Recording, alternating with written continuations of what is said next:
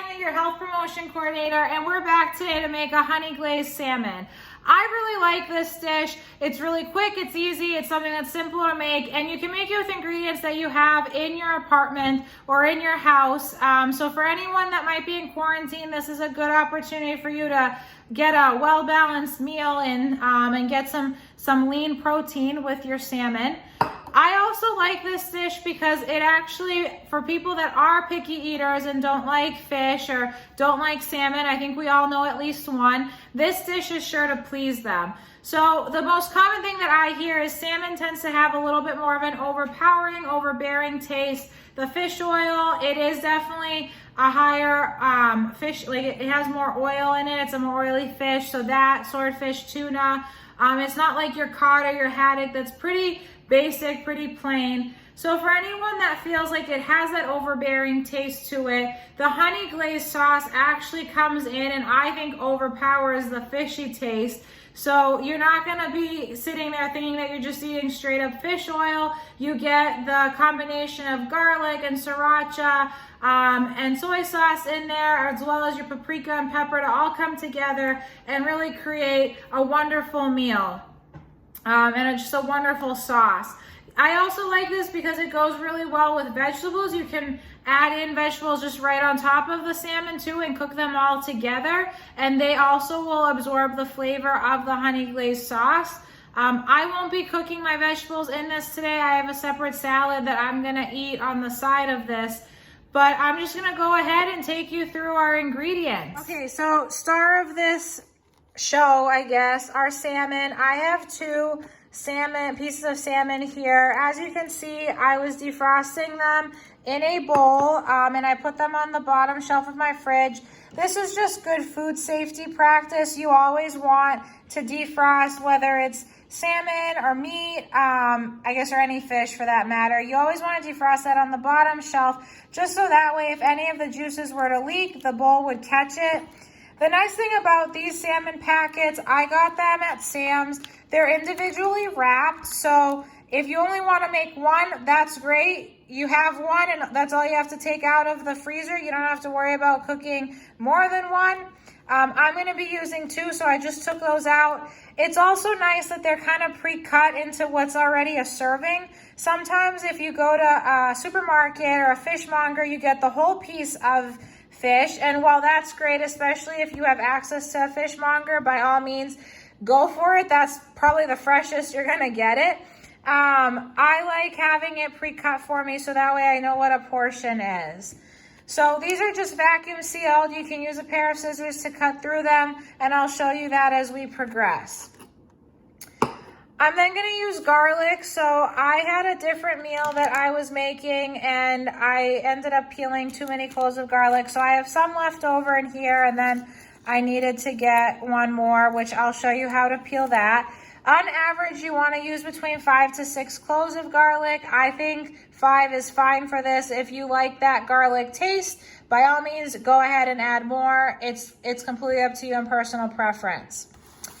The original recipe that I was following actually called for regular butter, but I am using my vegan butter. And so for those of you that saw my cornbread recipe, you'll notice that I use the Miyoko's vegan butter there too.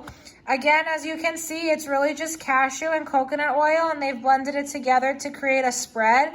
I really like using this. It's a healthier alternative for anyone that's trying to clean up their diet. Heart health, it's the way our body breaks down the fatty acids in coconut that varies from the way we break it down when it comes from an animal, so in butter form.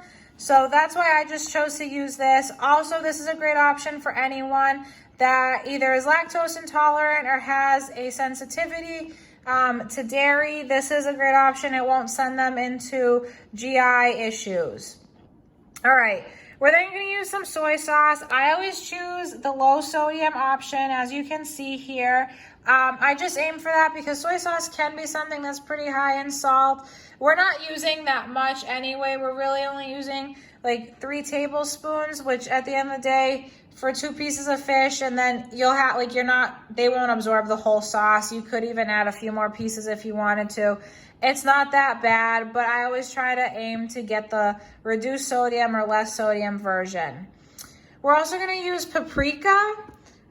This is our seasoning, black pepper, sriracha. I actually, fun fact, I was never someone that used a whole ton of sriracha, and then I think probably during quarantine is when I really began kind of exploring and trying new recipes that used sriracha. So I am not hooked on the sriracha train, but every so often I like to incorporate it in a meal, and it actually pairs really nicely with the honey, kind of that balance between sweet and spicy.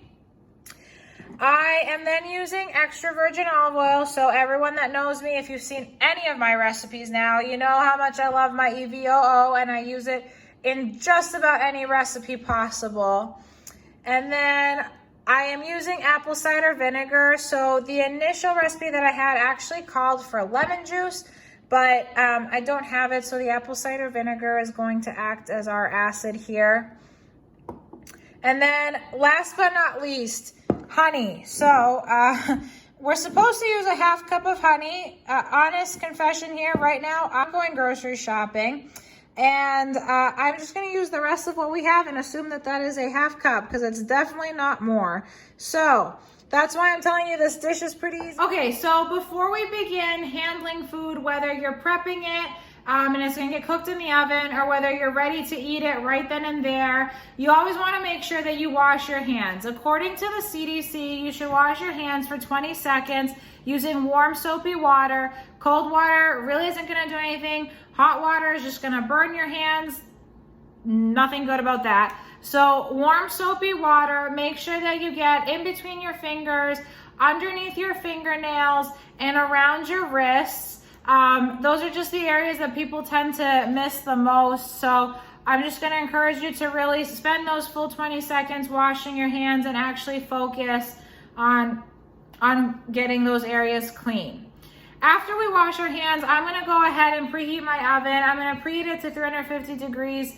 At this point, anyone that's seen all of my videos, you've seen me preheat an oven. It's really not that complicated. Preheat it the way your oven, I guess your instructions are, you know which buttons to press. So I'll meet you back here as we're about to prep everything. Okay, so my other favorite thing about this dish, if you've seen any of my other videos, I mention this quite a bit. I really like low maintenance, low cleanup dishes. So the nice thing is this really doesn't require too much kitchen equipment. Really, we just need our baking pan, a cutting board to cut the garlic, and then a bowl to mix everything together.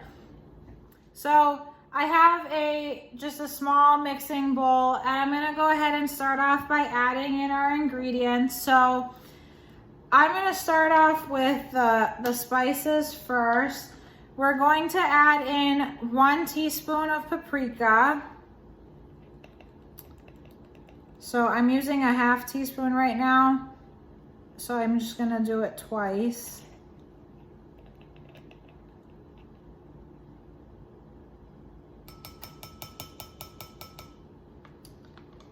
And then I chose to omit salt, just knowing that soy sauce tends to have more sodium in it than I would like to eat in my diet. So I'm omitting salt, but if you would like to put some salt in, just a dash of salt is fine. We need a half teaspoon of black pepper. I have my peppercorn grinder, and also if you've been following along, I was really excited to be able to open my new peppercorn grinder, and here we are, brand new. I finally ran out of my other pepper. So I'm just gonna guesstimate this here, kind of eyeball it. I feel like this one is a much smoother grind. I don't feel like I'm getting as big an arm workout trying to grind the pepper. And then you can just kind of shake it to mix it up and stir it around. And then I'm gonna go ahead and begin adding in some of our liquid items. So to start off with, I'm gonna add in the soy sauce. If I can open it. Okay, so this is 3 tablespoons of soy sauce. I have my tablespoon right here, and I'm gonna measure it.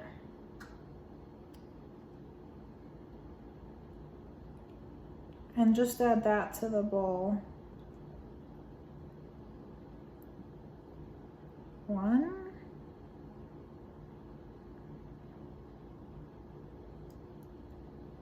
I always feel like the soy sauce comes out super slow. 2, and then last one, 3.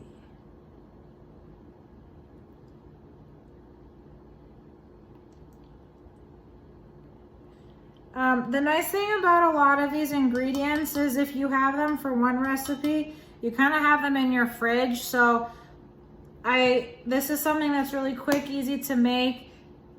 I just got soy sauce on my shirt. It's really quick and easy to make. And I had everything either in my freezer or in my fridge.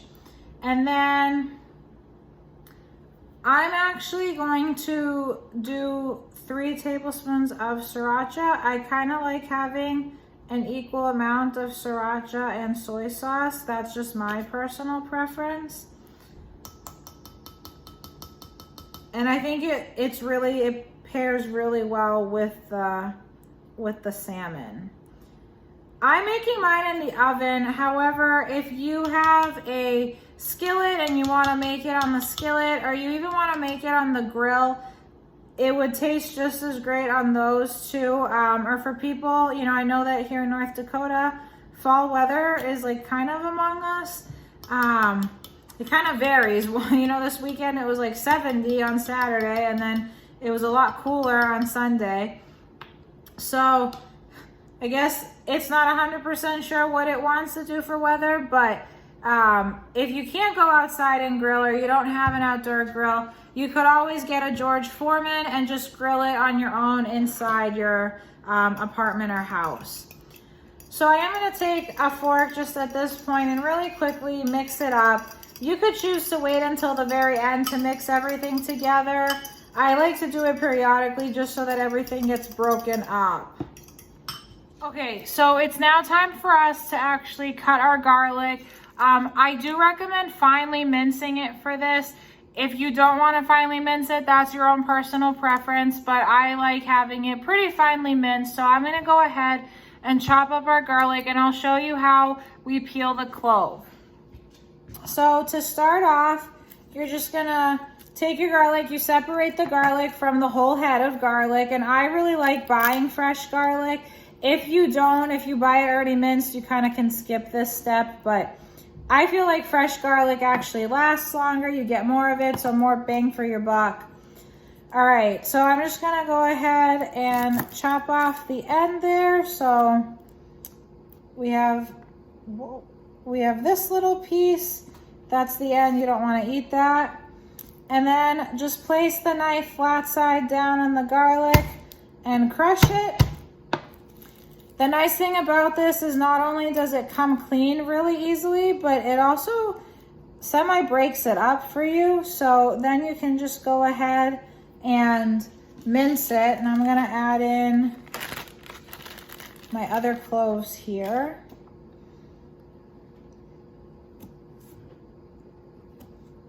And I just kind of slice them across lengthwise.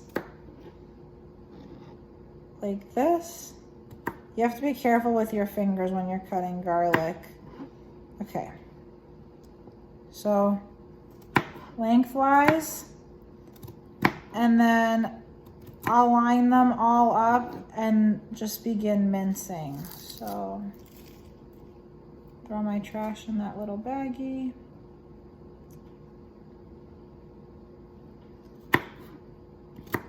Fun fact about garlic for anyone that is trying to lower their cholesterol or blood pressure, doctors and researchers have done studies to show that people who do begin to incorporate more garlic into their diet have actually successfully been able to lower their cholesterol. Whether that's all due to the adoption of like a cleaner diet or whether it's due to the actual garlic, I think there's still more research being done on that, but many of the cultures where blue zones are, so I think of in like Greece or Japan or Italy, those are all cultures that do include lots of diet or lots of garlic in their diet. And so those people, I mean, they live to be 100+ years old.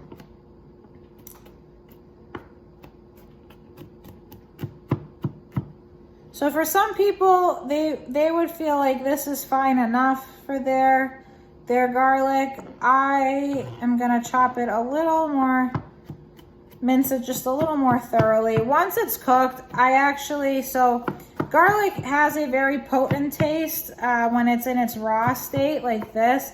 But once it's cooked, especially if it's like roasted, garlic tends to become a little sweeter, but it does a really nice job of flavoring everything around it.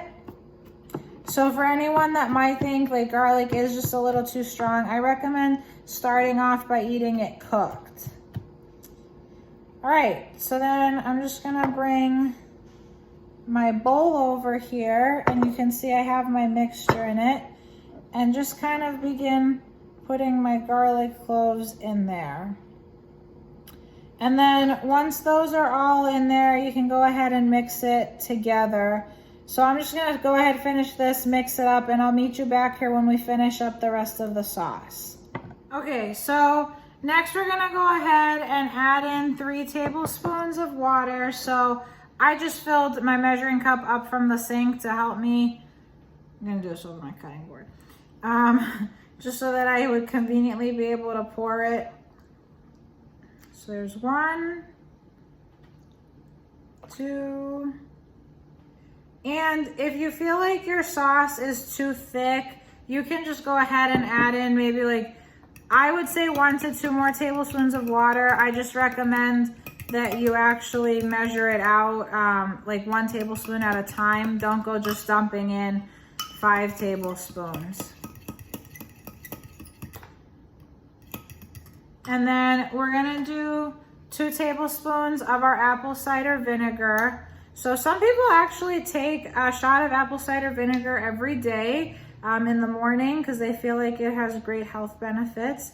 I mean, it does. I don't, so I can't say that I recommend it.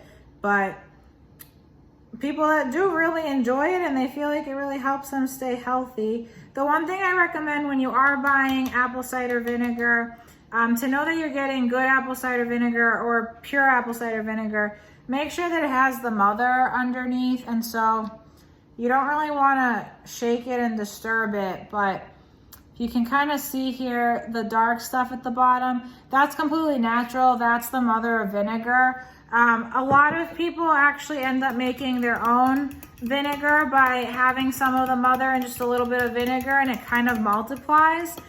For anyone that makes kombucha, the process of making vinegar is actually very similar to the process that it takes to make kombucha.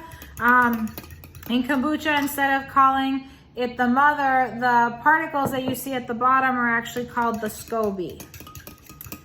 So I'm just gonna mix that together, and then we're gonna go ahead and add our 2 teaspoons of olive oil. So since I have the ½ teaspoon out here, I'm gonna measure this 4 times. There's 1, that was a little over. 2.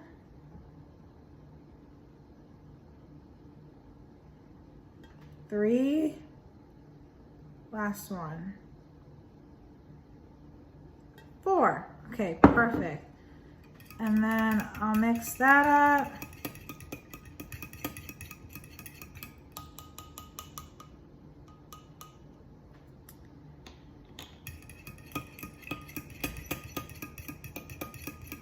And then last but not least, I'm gonna go ahead and melt 3 tablespoons of my vegan butter. I'm just gonna go ahead and do it in the microwave. The reason for this is just to get that added like creaminess flavor, that texture, and it does blend really nicely when it's actually in with the salmon. So if you remember correctly, I kind of showed you in the cornbread recipe, it has the little dashes here, and from 1 dash to 1 dash is actually a tablespoon. So I'm just gonna go ahead and measure 3 of those.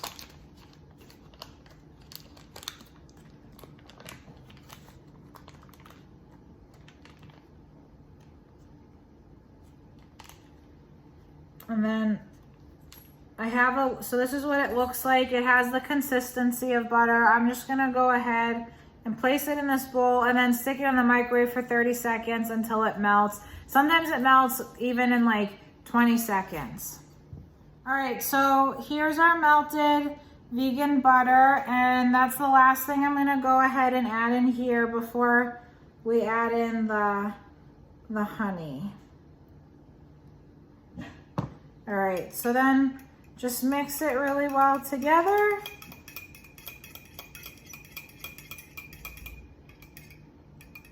Some of the garlic might end up floating, or I guess dropping, sinking to the bottom, but that's okay. All right, last but not least, we're gonna add in our half cup of honey. I don't have a full half cup of honey here, so we're just gonna add in everything that's left.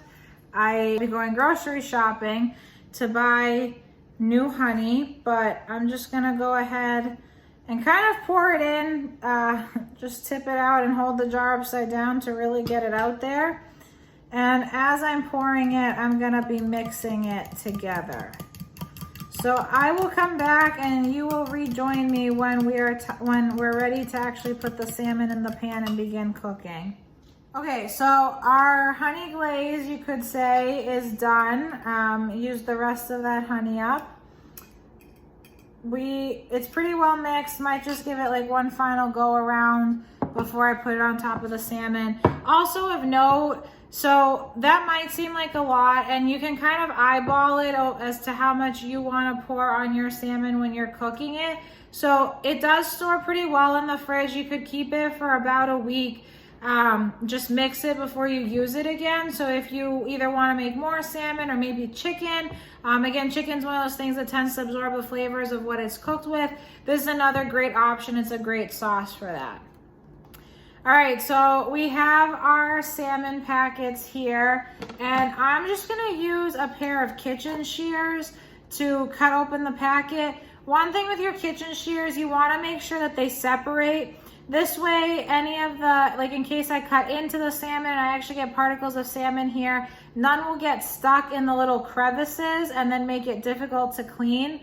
So I can just separate it and wash it and make sure that each half gets washed thoroughly. One trick that I always follow, and I recommend you do too, is to have a bag next to you where you can just throw the piece away, so that way you're not dealing with like salmon juice everywhere and you're not running to and from the trash with it. All right, so I'm just gonna take my knife and just, I can cut over my trash bag, and you'll notice that it separates nicely. I can just literally take the salmon out of the packet like so, and I'm cooking it in a Le Creuset pan. After I finish opening my salmon, I wash my hands. I'll show you the Le Creuset pan that I'm using. If you were to use more than just 2 pieces of salmon, I recommend getting a larger pan, but I'm just having 2, so I don't need anything super duper big. All right, because I went ahead and I touched raw fish, I'm gonna go ahead and wash my hands again before I continue. This is just a good practice to get into. It helps prevent the spread of foodborne illness. So raw meat and fish do contain different microbes in them. I know people really like sushi. I'm not making sushi. I always recommend eating fully cooked meat and fish. So I'm just gonna go ahead and wash my hands before I touch anything else.